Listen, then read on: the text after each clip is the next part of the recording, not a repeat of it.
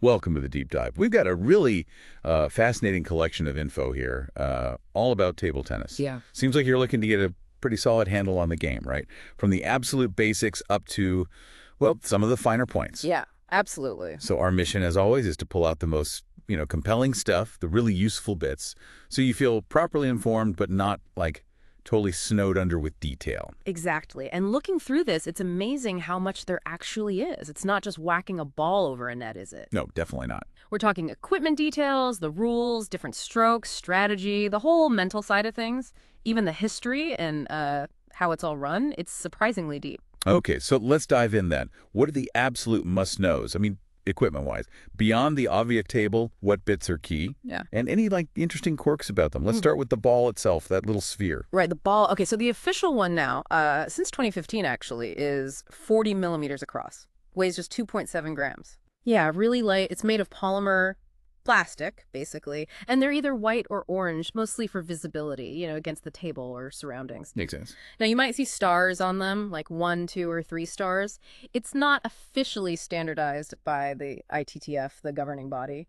But generally, more stars means like better quality, rounder, more consistent bounce, better for proper play. So 3-star is what you'd want for a real match. Pretty much, yeah. Or at least for serious practice. Official ITTF competition balls just need their specific approval stamp regardless of stars. And interestingly, before 2000, the ball was smaller, 38 millimeters. Oh, really? Why the change? Well, the idea was to slow the game down a bit, make rallies longer, more viewer-friendly. But yeah, it caused a bit of a stir at the time. Players had to adjust. I bet. Okay, and the table it bounces on. What's important there? Precision stuff here. It's got to be 2.74 meters long, 1.525 meters wide, and exactly 76 centimeters high. Wow, specific. Yep. And the surface has to be dark and matte, no shine, so it doesn't distract anyone. That net across the middle, 15.25 centimeters high. Okay. And the big thing is a uniform bounce. Has to bounce the same everywhere. The ITTF only approves wooden tables or wood derivatives for comps because they give that consistency. Right. But you do see concrete ones outside sometimes. Yeah, totally. For casual play, parks and stuff, they're fun, but the bounce is different.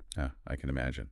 Now, space-wise, you can't just stick this table in a tiny room, right? Yeah, definitely not for serious play. ITTF tournaments need a minimum playing area. Think 14 meters long by 7 meters wide. Whoa, that big. It is. And you need height clearance, too, at least 5 meters, for those high defensive lobs, Wheelchair events. It needs slightly less space, though. Right. Okay. So ball, table, space. Now, the thing you hit the ball with? The racket. Or bat. Or paddle. What's the official line? Yeah, all three get used. Yeah. Officially, the ITTF calls it a racket. Bat is very common in the UK, and places like that paddle you hear more in the US and Canada.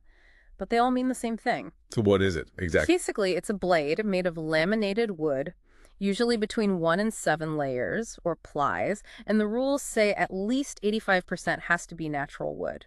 Interesting. Average size is roughly 17 centimeters long, 15 centimeters wide. But the real business end is the rubber glued onto it, on one side or usually both. That's where the spin comes from. Exactly. Different rubbers give you different levels of spin, speed, control.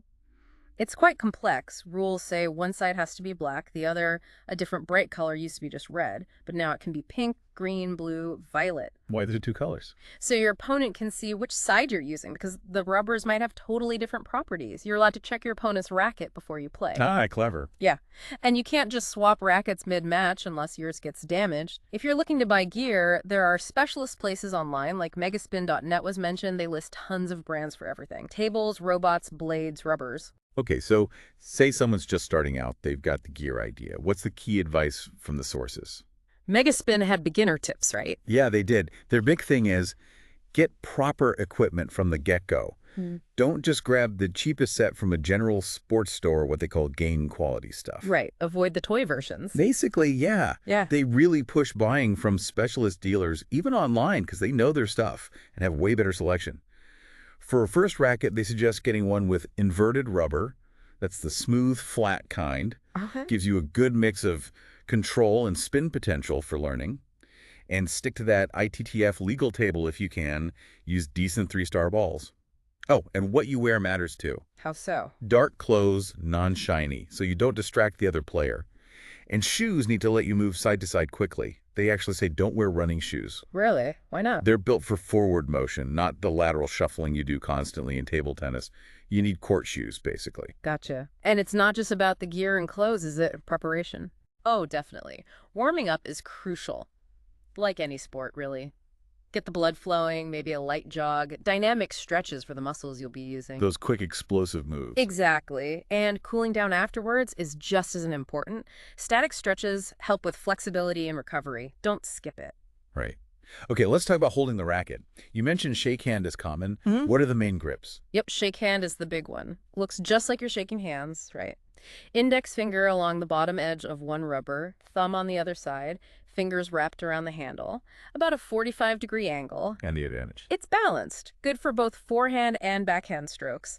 Plus, tons of rackets are designed for it because it's so popular. Okay. What else is there? Then you've got the pen hold grip. Yeah. Held more like a pen, yeah.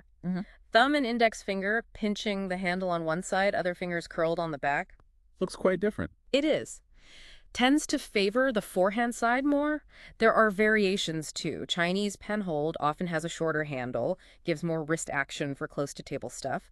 Japanese pen hold sometimes has a raised bit, like a hook for maybe more forehand power. Interesting. Any other advantages to pen hold? Well, you can use rubber on just one side, which makes the racket lighter. And it can be, a bit tricky for opponents who aren't used to facing it. Then there's also the Seemiller grip, named after Danny Seemiller, an American player. How does that one work? Thumb and index finger are on either side of the rubber, right at the bottom of the racket head. Other fingers wrap the handle. It's meant to be good for blocking shots and looping against backspin on the forehand. Okay, lots of options. All right. So you've chosen your grip. Now how do you stand? The ready position. Super important. You want a slight crouch, feet about shoulder width apart, maybe a bit wider. Weight forward on the balls of your feet. Ready to pounce. Kinda, yeah. Relaxed but ready to explode into movement. Arms bent, racket out in front. It's your base for everything moving quickly, staying balanced, hitting with power and control. And footwork follows from that. Absolutely. Table tennis is constant small adjustments, getting in the perfect spot for each shot without lunging. The side-to-side shuffle is key. Quick little steps. Timing must be crucial. Totally. You need to move as your opponent is hitting, not after the ball's already halfway across the net. Get there, hit, then get back to that ready stance. Always back to base. Right, ready for the next one. Okay, stance, footwork. Yeah. Let's hit the ball. What are the basic shots everyone needs to know? Okay, the fundamentals. The drive, or topspin drive, that's your main attacking shot. Brush up the back of the ball, get it spinning forwards. Low over the net, puts pressure on. Okay, offensive. What about defense? The push, or backspin push, that's more about control, changing the pace. Use against low balls, or serves. Open the racket face slightly, contact underneath the ball just after the bounce. Creates backspin. So the opposite spin to the drive. Exactly. Then there's a block. Super basic, just holding the racket pretty firm, angled slightly back, use the opponent's pace to send it back quickly, close to the table. Simple but effective. Can be, yeah. The smash, that's pure power. For high balls, kill shots, big swing, usually forehand. You see pen holders use it a lot. Right. Any others? The chop, that's a defensive shot, usually from further back, like a bigger push, really cutting down on the ball to get heavy backspin. The loop is a big offensive weapon, too. Loop. How's that different from a drive? It's all about heavy topspin. You really graze the ball with a fast upward motion, makes the ball arc quite high, but then dip sharply and kick forward off the bounce. Very hard to handle. Sounds tricky. It is. Then there's just the hit, or speed drive. More direct contact, less spin, just pure pace. And Wikipedia mentioned a few others, like the counter hit, which is attacking their drive. Quick reaction. Yeah. And the flip, which is an attack against short balls near the net. And the lob, that high defensive shot when you're pushed back. Okay, quite a toolkit of shots. And every point starts with the serve. What are the rules there? Any specific techniques? Service rules are pretty strict now, mainly for fairness. Ball starts in your open palm, fingers together, thumb free, above the table level. Okay. Then you toss it vertically, straight up, at least 16 centimeters. That's about 6 inches. Has to be straight up. Yep. No spinning it on the toss, and you hit it on the way down. And crucially, the ball has to be visible to the receiver the entire time, from the moment it leaves your hand until you hit it. Ah, that visibility rule. When did that come in? 2002. Stopped players hiding the ball with their body or arm, which was, a bit sneaky. Right. You also have to hit it behind your own end line. As for technique, no specific serves are required, but you definitely want to learn to put spin on it, mostly using your wrist. And doubles is different. Yeah, just one extra rule for the serve and doubles. It must go cross-court. From the server's right-hand box diagonally to the receiver's right-hand box. Right to right. Got it. Okay, we know the shots, how to serve, how does scoring work, winning games and matches. Okay, starting off. Who serves first is usually decided by luck, coin toss, or something similar. Winner chooses serve, receive, or which end. Informally, people might just rally for serve. Right. Then Server hits it, bounces once on their side, then once on the receiver's side. Can't hit the net on the way over unless it's a let. Receiver hits it back before the second bounce. Then you just alternate hits. until someone misses. Basically, yeah. A point is scored if your opponent messes up the serve, fails to return it legally, hits it into the net, hits it off the table, obstructs it, hits it twice, touches the table or net with their body or racket, puts their free hand on the table. Lots of ways to lose a point. Yep. Oh, and a let means the rally doesn't count. Like if the serve hits the net but lands legally, or the receiver wasn't ready, or some distraction happens. Okay, so how many points to win? Games go to 11 points now. Used to be 21. Another change. Yeah, same time as the ball change, mostly. Speed things up. But you have to win by 2 clear points. So if it's 10-10, you play on until someone's ahead by 2, 12, 10, 13, 11, whatever. Deuce, like in tennis. Exactly. And a match is usually best of an odd number of games. Best of 5 or best of 7 is common in competitions. And you swap ends and serves during the match. Yep. You serve for 2 points, then the other player serves for 2 points. Just keeps alternating. Okay. And after every game, you switch ends of the table. In the very last game, the deciding game, you also switch ends when the first player gets to 5 points. Keep it fair. Now, doubles sounds like it could get chaotic with 2 people aside. How does that work? It adds a whole layer. All the singles rules apply, but the serve has to be diagonal, right box to right box, like we said. And then the order of hitting is strict. How so? Partners must take turns hitting the ball. So server A hits it, receiver X hits it back, then server A's partner B has to hit the next shot, then receiver X's partner Y hits it, then back to A, then X, and so on. A, X, B, Y, A, X, B, Y. Wow, okay. You really have to know where your partner is and anticipate. Totally. Communication and movement are key. And the service rotation follows that pattern too. After 2 points, the serve switches teams. The player who is just receiving serves and the partner of the person who just served becomes the receiver. Gets complicated. It sounds it, but you get into the rhythm. The receiving order also changes between games, and again at 5 points in the final game when you switch ends. It ensures everyone plays against everyone in different situations. Okay. Now, what was that expedite system mentioned? Sounds dramatic. Yeah, it's basically a time limit rule. Stops games dragging on forever with really defensive play. When does it kick in?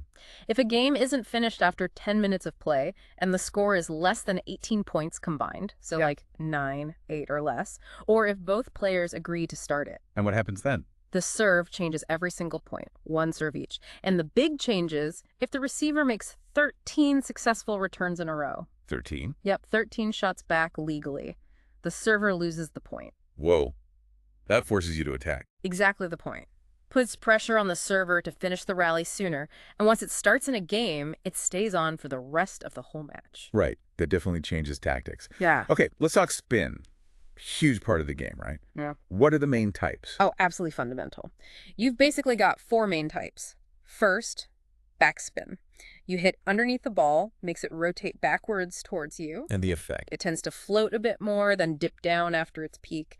And crucially, it bounces low off the table, makes the opponent have to lift the ball up over the net. Okay, backspin, low bounce. What's next? Topspin, the opposite. Brush up the back of the ball, making it rotate forwards, away from you. So that bounces high. It dips down quicker in the air, but then when it hits the table, it jumps forwards and often higher. Forces your opponent to angle their racket downwards or close the face to control it. It's the main attacking spin. Because it's hard to lift. Exactly. That downward arc makes it tough. Then you have side spin. Brushing the side of the ball makes it rotate like a spinning top, kind of. Does that affect the bounce much? Less effect on the height, but it makes the ball curve in the air like a curveball, and it kicks sideways off the bounce. Really useful on serves, pull your opponent wide, can create a hook in rallies too. Tricky. And the last one. Cork spin. sometimes called drill spin. This is where the axis of spin is almost like parallel to the direction the ball is traveling. Hard to picture. Yeah, it's weird. It doesn't curve much in the air, but when it bounces, it can dart off sideways unpredictably. Very hard to do well, and usually mixed with topspin or backspin. Not as common. Okay, so backspin, topspin, side spin. Yeah. Mastering those seems key. Now, beyond all the physical skill and spin wizardry, there's the mental game. That Bill Cole article dug into this. What were the takeaways? Yeah, he focused on 3 C's. Yeah. Confidence, composure, concentration. Okay. that sounds Here he good. argues it's internal, comes from remembering past successes, even small wins, and actually accepting compliments, not brushing them off. Build that inner belief. Makes sense. Composure. That's about accepting what's happening right now, good or bad. Stop beating yourself up mentally if you make a mistake. He even mentioned using gratitude, just being thankful for playing can help you relax under pressure. Interesting approach. And concentration. His point was, don't try to tune out distractions. Tune into the ball. Really focus on seeing it, the spin, feeling the contact, not worrying about the crowd or the score. Develop a pre-point routine, maybe a deep breath. Focus. So zoning in on the task at hand. Exactly. Block out the noise by focusing intensely on the process. It really highlights how much is going on mentally. Okay, let's switch gears a bit. History and how the sport is run. It started as a parlor game. Yeah, kind of funny, right? Victorian England, late 1800s, maybe started by British officers in India improvising with books as a net, cigar box lids as rackets. Resourceful. Totally. By the 1880s, it was getting more popular back in England. Slazenger even patented a net for it in 1883. The name ping pong actually came from a company, J. Jacques & Son, who trademarked it around 1901. Ah, so that's why we mostly say table tennis. Pretty much. Parker Brothers got the ping pong trademark in the US, so other makers used table tennis. And 2 big game changers happened around then. Celluloid balls replaced cork or rubber ones, much better bounce. Right. And E.C. Good put pebbled rubber on his racket in 1901. Suddenly you could put spin on the ball. That changed everything. I bet. So when did it get properly organized? The International Table Tennis Federation, the ITTF, was formed in 1926. They set the official rules, first published in 27. Now they have like 226 member countries. Huge. And it became an Olympic sport. Yep, 1988 Seoul Olympics was the first time. Started with singles and doubles, but they swapped doubles for team events in 2008 in Beijing. And those rule changes, we talked about bigger ball, 11-point games, service visibility, they came after 2000. Mostly, yeah. All aimed at making it better for spectators, more rallies, easier to follow. So what are the big competitions now? You've got the World Championships, the World Cup, the Olympics, obviously, and the ITTF World Tour Circuit. It's massive in East Asia, China, Japan, Korea, and big parts of Europe, too. Lots of pro leagues, especially the Chinese Super League. And apparently VR table tennis is becoming a thing now, too. Virtual reality. Yeah. Wow. Okay. The Wikipedia source also mentioned something about naturalized players being quite common. Yeah, that's a noticeable thing. A significant number of players, especially those originally from China, where the standard is incredibly high, end up getting citizenship elsewhere and playing for other countries. Why is that? Well, competition is just intense in China, hard to make the national team. And the ITTF also limited how many players one country could send to big events from 2009, so it opened up paths for talented players to represent other nations. You saw a lot of this in the Olympics, for instance. Interesting dynamic. And over the years, there must have been some real legends of the game. Oh, absolutely. You have players like Jano Waldner from Sweden, first man to win the Grand Slam, which is Olympics, World Championships, and World Cup singles titles. Incredible achievement. Totally. And Deng Yaping from China was the first woman to do it. Japan's had huge stars, too, like Ai Fukuhara, really popular. The ITTF has a hall of fame for these icons. And don't forget, there are variations, too. Like what? Hard bet table tennis, using rackets with no sponge, just plain rubber. Very different game, all about control and a clever spin, not raw speed. And there's even a world championship of ping pong that uses sandpaper rackets. Sandpaper. Seriously. Yep. Levels the playing field, makes for long, crazy rallies sometimes. Wow. Well, this has been quite the journey through table tennis. From a Victorian parlor game to this incredibly fast, strategic global sport. Rules, gear, spin, the mental side, the history. There's so much more to it than meets the eye. There really is. It's got layers, you know. Hopefully folks listening feel like they've got a much better grip on it now, maybe had a few aha moments without getting totally lost in the weeds. Yeah, definitely. So as you've listened along, what part of table tennis grabbed you the most? Is it the sheer speed and physical skill? the amazing spin doctors, that mental toughness, or maybe the history, how it all It evolved. makes you think, doesn't it? And maybe one last thought to chew on. You see this blend of super fast physical reactions and really deep strategic thinking in table tennis. How could those principles that focus, adapting on the fly, reading your opponent, maybe apply to other fast-paced decisions we make, just in life generally? Hmm, that's a great question. Well, we definitely hope this deep dive has sparked some interest, maybe even enough to pick up a paddle yourself now you're armed with all this knowledge. Thanks so much for joining us.